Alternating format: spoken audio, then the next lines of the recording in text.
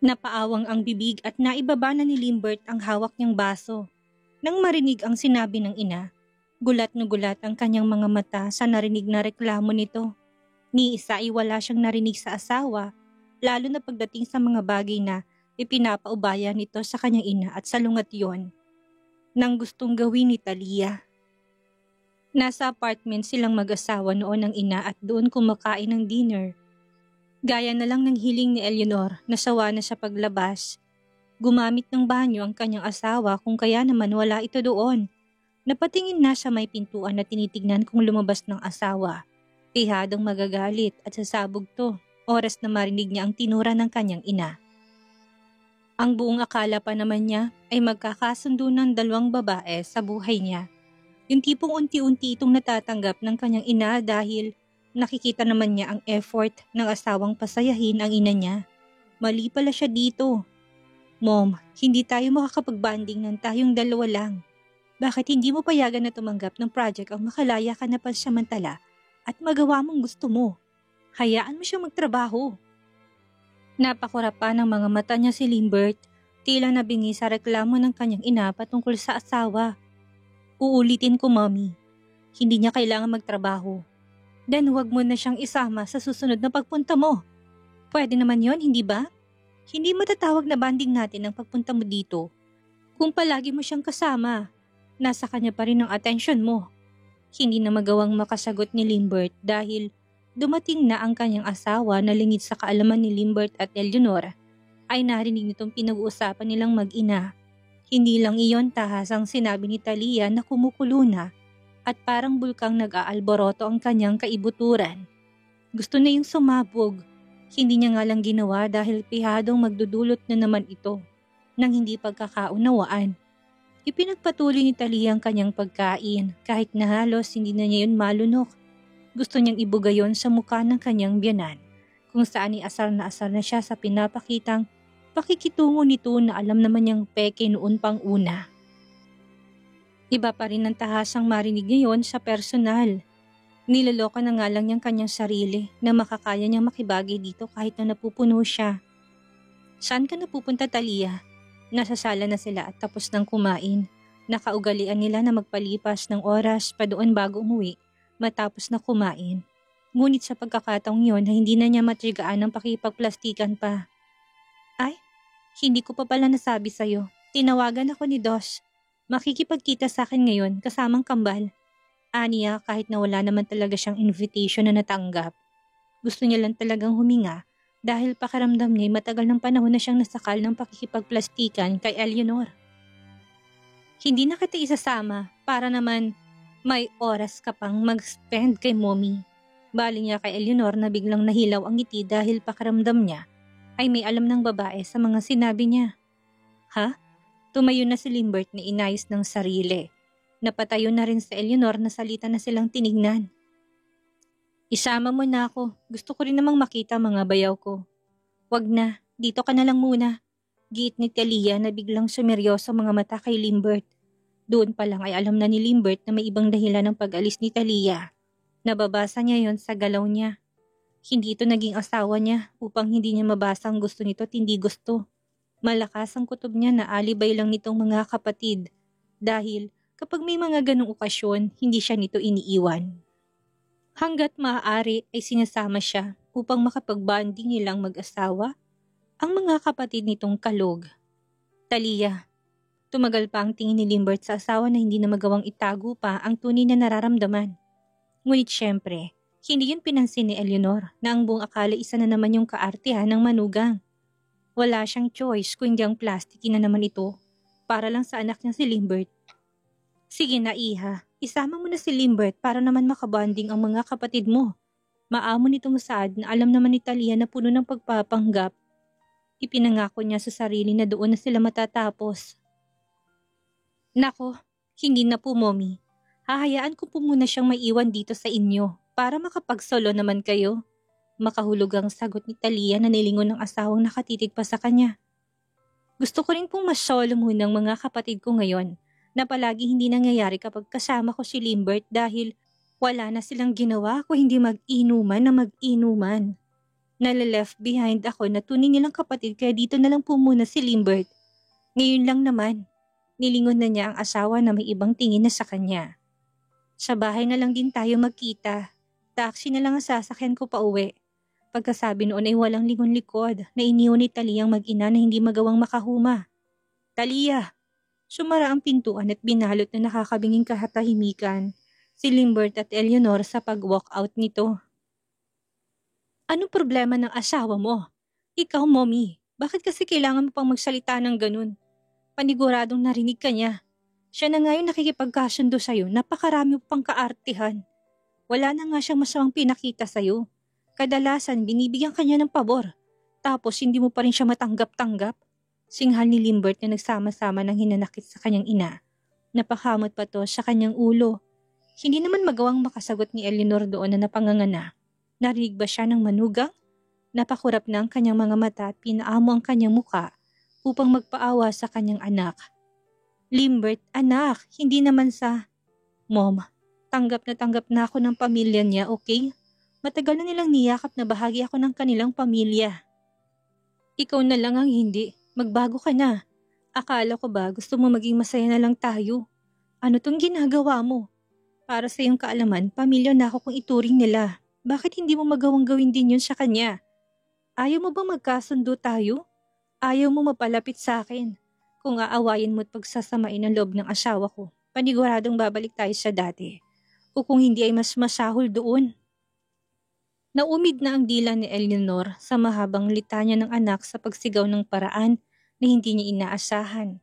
Hindi niya sukat akalain na magagawa siya nitong sigawan upang ipagtanggol lang ang kaartihan ng kanyang manugang na halatang ginagawa lang iyon upang pagkasirain silang mag-ina. Pinagtaasan niya na ng kilay ang anak na madilim pa rin ang mukhang pinapakita sa kanya na akala may ang laki ng kasalanan ng kanyang nagawa. Ilang beses niyang ibinuka ang bibig upang pabulaanan ng mga akusasyon nito. Ngunit bago pa niya magawa yon, ay pamartsa na siyang iniwan ni Limbert. Padarag ni isinara ang pintuan ng apartment na kulang na lang ay masira yon at matanggal sa bisagra. Wala siyang ibang nagawa kundi ang panoorin ng likod nitong maglaho. Paglabas ng pintuan ng bulto ng anak. Diyos kong babae naman, napakaiyakin. Ano pa bang aasahan niya sa akin eh? Ayaw ko nga sa kanya. Anong akala niya? Ganun na lang siya matatanggap? Ang kapal naman ng mukha niyang isipin yun. Hindi porket pinapakisamahan ko ng maayos at kinakausap ko, ay magiging okay na kaming bigla. Sapunan niya sa kanyang noo na napaupo na sa sofa. Wala siyang planong habulin ng mag-asawa na biglang lumayas. Lumapit si Johnny sa kanya at binigyan siya ng isang basong tubig na kaagad naman niyang tinanggap. Ininom niya yun upang kalmahin ang nerves niya. At ang dugo niyang biglang tumaas sa ginawa ng mag-asawa. Malibang sinabi at ginawa ko, Janice. Tama naman ako, hindi ba? Hingin na naman niya dito ng opinyon na alam niyang siyang kakampihan sa halip ng manugang, nahilaw at ang anak na si Limbert.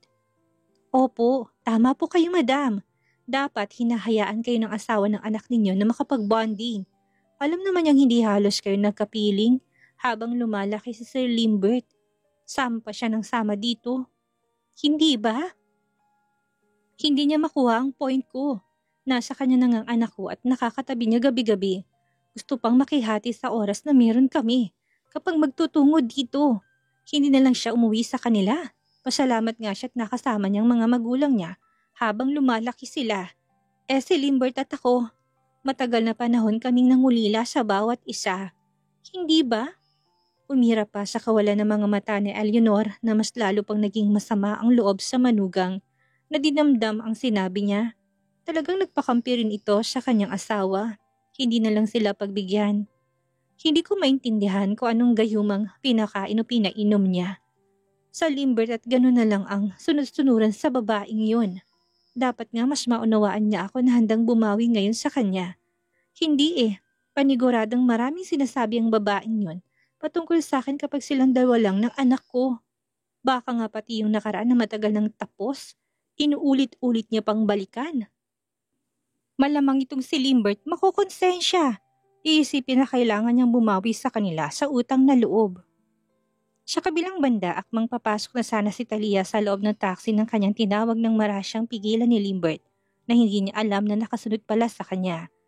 Hindi niya expected na hahabol ito kung kaya naman ganun na lang ang gulat niya nang malingunan ng asawang halos magdikit ng mga kilay. Sasamahan na kita. Dala ng pagkagulat kung kaya naman hindi agad nakapag-react dito si Talia. Kinausap ni Limbert ang taxi driver na inabutan ng pera matapos na humingi ng pasensya dahil sa naging abala dito ng asawa niya. Nang umalis na ang taxi, hinarap na niya si Talia na sa mga sandaling iyon ay nakahalukip-kip na agad. Sasamahan na kita kung saan ka pupunta. Ulit ni Limbert nang makitang hindi pa rin gumagalaw ang asawa. Hindi mo naman kailangan kasi hindi totoong in-invite ka nila. Putol ni Limbert na seryoso pa rin ang mukhang pinapakita sa kanya. Sinubukan niyang hawakan ang kamay ni Talia, ngunit agad na umatras ang babae upang hindi mahawakan. Talia naman, hindi ba't napag-usapan na natin na ginagawa ko ng pabor kayong mag-ina upang magkaroon ng oras sa bawat isa? Bakit sinasayang mo? Hindi ba't ito ang gusto ng mommy mo? Ang masolo ka niya? Bakit nandito ka? Bakit sumunod ka sa akin? Talia, Limbert, hindi ako manhid. Hindi rin ako bingi. Hindi ba mapigilan ng mommy na hindi magsalita laban sa akin kahit na wala ako sa harapan niya? Nakikipagplastikan na nga lang siya sa akin tapos ganito pa. Pilit ko naman siyang pinapakisamahan, hindi ba? Hindi na ba magbabago yung mommy mo? Ganyan na siya? Dapat sa edad niya nagiging mabuting tao na siya. Hindi consistent siyang nagiging mas masama. Ayaw bang mapunta ng mommy sa langit kapag namatay siya? Hindi ba siya takot masunog, Limbert? Hindi na nangatwiran doon si Limbert dahil alam naman niyang may pinaguhugutan ng sama ng loob ang kanyang asawa. Wala rin siyang planong ipagtanggol ng ina at pabanguhin ang pangalan kay Talia. Alright, halika na't umuwi na lang tayo. Malumanin na pang-uuto ni Limbert upang kalmahin si Talia. Kung papatulan niya ito, hindi rin naman siya mananalo. Inangilan siya ni Talia ng akmang hawakan niya ito upang igiyan na patungo ng kanilang sasakyan. Ipinakitang wala siya sa mood ng mga sandaling iyon. Ayaw niya magpahawak sa asawa kahit na saglit. Ayoko pang umuwi. Hiyaw niya na may kasamang pandidilat ng mga mata na halatang pikon na pikon. Napukarap na ng mga mata ni Limbert at binasa ang kanyang laway. Mahaba ang kanyang pasensya, ngunit sa ipinapakita ngayon ng kanyang asawa, parang mapipigtas yata ang pisi ng kanyang pasensya. Napatingala na siya sa langit, na mewang at makailang beses na ipinikit ang mga mata upang doon din ibunton ang sama ng loob. Okay, mahal. Saan mo gustong pumunta? Sasamahan kita. Gusto ko mapag-isa. Okay, gusto mo mapag-isa. Ihatid kita kung saan mo gustong pumunta at pagkatapos ay aalis ako.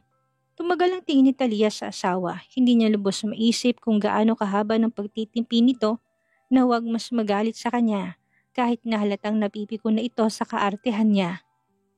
At para matapos na sila doon ay pamartsya na niyang iniwan ng asawa at tinungo ang kanilang sasakyan. Hindi na siya nagpaakay. Sinundan naman siya ni Limbert. Kailangan niyang gawin niyon para alam niya saan pa ito pupunta. Saan tayo? Tanong niya pagkasakay sa driver's seat ng sasakyan at maikabit na ang seatbelt. Binanggit ni Talia ang exclusive bar na madalas niya nung puntahan. Hindi yun crowded at mga elites lang ang kadalasang customer. Tahimik na tumango si Limbert at sinet ang GPS sa lugar na sinabi ng asawa. Iinom ka? Tanong niya nang makaalis na sila at makalayo sa apartment ng kanyang ina. Hindi ako maglalasing. Pinag-ekis pa ni Talia ang kanyang dalawang braso sa tapat ng kanyang dibdib at ibinaling ng paningin sa labas ng bintana ng sasakyan. Gusto lang niyang pagaanin ang nararamdaman niya ngayon. Hindi na nagkomento si Limbert na nag-focus lang sa kanyang pagmamaneho. Nasa kalsada pa ang tingin. Sa susunod na dalaw mo sa mommy mo, hindi na ako sasama. Ayoko nang makipagplastikan sa kanya. Hindi pa rin nag-react si Limbert ni inasahan na niyang ganun ang magiging desisyon nito. Kung ayaw niya akong tanggapin, habang buhay ko siyang iiwasan. Ako nang nagre-reach out, ayaw niya pa rin. Ano bang gusto niya? Maghiwalay tayo? Hindi niya ba nakikitang mahal natin ang bawat isa? Sino mommy at daddy nga na hanggang doon na lang ang galit sa kanya, tanggap ka na dahil alam nilang mahal mo ako at wala silang magagawa kahit na kumontra pa. Tapos ang mommy mo ayaw pa rin? Bilang tugon ay ginagap na ni Limbert ang kamay ni Talia, na pilit na hinila ng babae upang tanggalin. Hindi mo ako madadala sa pagganyan mo. Kung nasasaktan ka dahil sa mga sinasabi ko sa mommy mo, wala akong pakialam dahil nakita mo kung paano ko ibaba ang sarili ko para makipagkasundo sa kanya. Dahil ayoko na ng gulo. Gusto ko maging maayos ng lahat, total matanda na rin naman tayo. Hindi ba? Naintindihan ko at hindi naman ako galit sa'yo. Napalingon na si Talia sa lumanay pa rin ang boses ng asawa. Minsan iniisip niya kung totoo pa ba ng pinapakita nito sa kanya. Nararamdaman niya kasing nagagalit din ito. Yun nga lang wala siyang choice upang ilabas iyon. Minsan pa'y dumaan sa kanyang isipan na baka marahil ganun ang trato ni Limbert sa kanya ay dahil sa pagtanaw nito ng utang na loob na ilang beses niyang napatunayang hindi. Tunay na mahal siya ng lalaki. Nagkataon lang na maling ina ang nagsilang sa kanya kung kaya ganun ang sitwasyon. Hindi ka galit o pinipilit mong wag magalit sa akin dahil tumatanaw ka ng utang na loob kina mommy? Narinig niyang malalim na buntong hininga ni Limbert. Ilang beses na nating pinag-usapan ng bagay nito, mahal. Ano sinasabi mong utang na loob? Mahal kita. Kung kaya nagpakasal tayo, hindi ba? Hanggang ngayon, pinagdududahan mo pa rin ba ang pag-ibig ko? Sumimangot pa si Talia na hindi na nagsalita. Minsan ganun ang nararamdaman niya kaya hindi niya mapigilan ang sarili na mapaisip kung totoo pa ba ang ipinapakita ni Limbert sa kanya o gaya lang ito ng kanyang inang nagpapanggap. Hindi naman siya ganun mag-isip, ewan ba niya at biglang nagbago niya yun. Hindi pa ba sapat ang mga ginawa ko upang patunayan yun ng paulit-ulit, Talia? Huwag mo akong pagurin. Okay naman tayo, hindi ba? Okay tayo, bakit sa akin mo binabaling ang lahat? May halik na nang hinanakit ang boses ni Limbert na halatang nasasaktan sa ipinapakita ng kanyang asawa sa kanya ngayon. Ano pa ba ang kulang? Nakikita mo naman na hindi ko hinayaang itrato ka ni mommy ng masama, hindi ba? Nagpanting ng tenga ni Talia doon ang labas na sinabi ng asawa sa kanya ay panunumbat. Natural, asawa mo ko kaya dapat nakampihan. Yun ang ibig kong sabihin at pinapaintindi sa'yo. Gate ni Limbert na halatang napupundi na rin ang pasensya sa asawa. Ano pa bang patunay ang kailangan mo para maniwala ka at mapanatag ang loob mo? Na pagmamahal ang nararamdaman ko at hindi dahil may utang na loob ako sa pamilya mo. Huwag mo namang gawing dahilan to upang magkasira tayo, Talia. Hindi tayo nagsimula dahil sa alitan, hindi ba? Namasa ng mga mata ni Talia at hindi na napigilang namula din iyon sa narinig na sinabi ng asawa. Mas sumama ang loob niya at naasiwa. Hindi na niya naintindihan kung bakit gano'n na lang ang reaksyon niya na kung dati kagad na niyang titigilan ng pakikipagtalo. Tatahimik na lang siya at ipapakitang sama ng kanyang loob sa pamamagitan ng kanyang pagtatampo. Subalit ngayon, ayaw niyang itigil. Gusto niya pa ring makipag-away kahit na alam niyang hindi niya naman dapat gawin iyon. Marahil ay dahil ngayon na lang siya ulit sumabog sa pagtitimping kanyang ginagawa na para sabihan na niyang sa Eleanor. Naipon ang sama ng loob niya at sa mga sandali lang yun lumabas. Yun din marahil ang dahilan ng lahat. Uulitin ko at gusto ko linawin sa'yo na hindi ko piniling mahalin ka dahil lang naging mabuti sa akin ang iyong pamilya. Alam mo minahal kita sa pagiging ikaw bilang si Talia Salmeda. Hindi dahil anak ka ng mga taong naging mabuti sa akin. Naintindihan mo? Sana mabawasan na nitong sama ng loob mo. Napakagat pa ni Talia ang kanyang labi doon, lumaki ng butas ng kanyang ilong. Kahit na anong pigil niya, hindi niya mapigilan na bumagsak ang kanyang mga luha na biglang naging traidor. Yung sama ng loob niya kanina, agad na nabura, mabilis na napanatag ang loob niya. Nilingon niya ng asawa na nakitang seryoso ng muka na para bang naapakan niya ang malaking bahagi ng ego nito. Kahit ako naman, merong agam-agam sa pagmamahalan natin. Ngunit na-manage ko rin naman yon. Magiging honest ako sa'yo. Minsan iniisip ko, kung talagang minahal mo ba talaga ako? Baka kasi mamaya pinilit mo lang na maging tayo kasi naawa ka sa akin. O dahil marahil gusto mong gantihan ng mommy ko sa pamamagitan ko dahil sa ginawa niya sa pamilya mo. Ganun, pero pinaniniwalaan ko na totoong pag-ibig ang nararamdaman natin. Labas pa ng hinaing ni Limbert na hindi na napigilan ang panginginig ng boses. Ganun na lang ang naging iling ni Talia na para bang nabaliktad ang kanilang sitwasyon ng asawa niya. Ito naman ang merong agam-agam na pag-aalinlangan sa pagmamahal niya sa asawa. Tama nga naman ang kanyang asawa. Hindi nila dapat dinadami ang alitan ng kanilang pamilya sa kung anong meron sila. Siya naman ang hindi makapagsalita. Mukhang hindi pa nila magagawang maayos sa araw na ito ang lahat. Yung ang buong akala ni Talia ay okay ang lahat pero may ganito pala silang inililihim sa bawat isa. Ganun pa man ang nararamdaman ko, Talia, minsan pilit ko pa rin yung tinataboy dahil naniniwala kong mahal mo ko. Totoo ang nararamdaman nating pareho. Hindi tayo nasa sitwasyong ito ng dahil lang sa mga alitan ng ating pamilya. Hindi tayo pwedeng maipit sa kung anong gusto't iba tayo sa kanila, hindi ba? Dumiin pang kagat ni Talia sa kanyang labi habang sunod-sunod ang patak ng kanyang mga luha. Nalalabo ng kanyang mga mata, ngunit hindi niya magawang paalisin yon sa bigat ng kanyang dibdib. Hindi tayo naging mag-asawa dahil lang may obligasyon tayong kailangang gampanan sa ating pamilya. Labas na tayo doon. Hindi na dapat pa tayo nagpapaapekto. Dugtong ni Limbert na hindi na nakaligtas pa. Sa gilid ng kanyang mga mata ang pag-iyak na ginagawa ni Talia. Makailang beses na gusto niyang itigil ang sasakyan upang aluin ang asawa sa pamamagitan ng yakap at pagpalis ng kanyang mga luha, ngunit nasa alanganin silang posisyon ng kalsada kung kaya naman kailangan niya tiisin ang kagustuhan niyang gawin. Dahil sobrang mahal natin ang bawat isa, nagmamahalan tayo ng totoo. Hindi na napigilan ni Talia ang mapahagulhol ng iyak matapos na isubsob sa kanyang dalawang palad ang muka. Nagsisisi na siya na kung ano-ano ang mga paratang na sinabi niya kay Limbert. Natataranta namang naghanap ng paraan ng lalaki upang makahanap ng pagtitigilan ng sasakyan nila kahit na saglit. Hindi na niya pwedeng baliwalain ang kanyang asawang alam niyang nilalabas ng ang sama ng loob. Tahan na. Naintindihan ko naman kung bakit ganyan ang reaksyon mo. Yakap na sa kanya ni Limbert. Hindi na nagpumigla si Talia na mas nilakasan pang iyak kahit na paulit-ulit na pinupunasan ng asawang kanyang mga luha gamit ang laylayan ng kanyang damit. Parang mas sumakit pang puso niya. Tigil na, gusto mo bang namamagay ang mga mata mo, ha? Wala ka namang dapat na ikaiyak eh. Maya-may hindi niya na napigilan ng yakapin si Limbert ng mahigpit na mahigpit. Pinagdudahan niyang pagmamahal nito gayong siya ang nakakakilala dito ng totoo mula mga bata pa lang sila. Bagay na hindi niya dapat sinasabi na pinagdududahan niya dahil alam niya sa kanyang sarili ang tunay. Ilang sandali pang pinalipas ni Limbert. Hinayaan niyang iiyak ng asawa niyang lahat ng mga hinaing nito. Minabuti na lang niyang yakapin ito sa kanyang mga bisig. Iparamdam kay Talia na hindi siya nag-iisa. Palagi siyang nasa likod at nakahandang sumalo sa kahit na anong sitwasyon na meron silang dalawa dito. Okay ka na ba? Marahang tinango ni Talia ang ulo habang may namumugtong mga mata at namumulang dulo ng ilong. Pinindot pa ni Limbert na nilakipan ng mahinang tawa upang mas pagaanin ang paligid. Tuloy pa ba tayo sa bar? Hindi na, umuwi na tayo. Puto ni Talia na tila nahimasmasan na ng maiyak niyang lahat. Alright, hindi na natin uulitin pang banggitin ng tungkol sa utang na loob ng pamilya sa hinaharap, ha?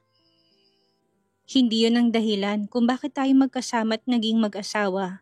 Mahal natin ang bawat isa. Yun ang dahilan at walang iba. Maliwanag? Huwag na nating banggitin pa yon dahil parehong sasama lang ang loob natin. Isa pa, mangako tayo na kahit na mag-away, walang dapat na magbabalik tanaw sa bagay na to. Marahang tumango si Talia bilang pagsang-ayon sa sinabi ni Limbert. Inayos na niya ang muka. Muling ikinabit ang seatbelt na tinanggal habang napakanakang kanyang pagsinghot na tila may bara niyang ilong. Inayos na rin ni Limbert ang kanyang pwesto sa harap nang manibela na mas magaan na rin ang pakiramdam ng mga sandaling iyon. Nilingon niya pa ng ilang saglit si Talia na tinutuyo ng luha sa mukha gamit ang hawak nitong tissue. Malit na siyang napangiti. Balik na silang dalawa sa dati ng asawa. At least nagawa na nitong mailabas ang matagal na nilalaman ng kanyang puso at isipan. Okay na rin yun. I love you, Talia.